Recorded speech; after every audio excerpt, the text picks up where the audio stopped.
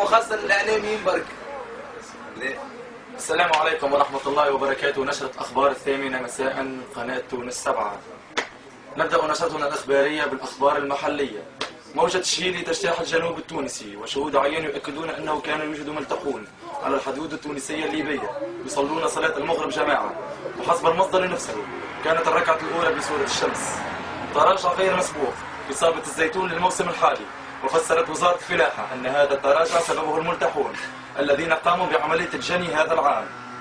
سقوط بناية في شارع كرتاج، وهو شارع موازي لشارع طبيب بورقيبة، وقد أكد لنا شهود عيان أنهم شاهدوا ملتحون متكئين على حائط هذه البناية قبل 10 دقائق من وقت الحادثة.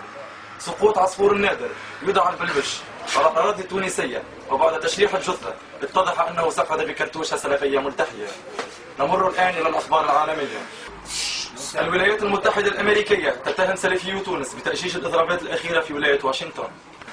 الاتحاد الأوروبي يوجه خطابا شديد اللهجة إلى بشار الأسد للتخلي على السلطة، ومن العجائب الغرائب أنه لا توجد أيادي سلفية على هذا الموضوع. فشل معاهدة الشيخ المرنيخ بجزر الموريس، وقد أكد لنا مراسلنا أن سبب فشل هذه المعاهدة هو وجود ملتحين على بعد 10 كيلومتر كانوا يقرؤون القرآن بصوت عالي. الرياضة.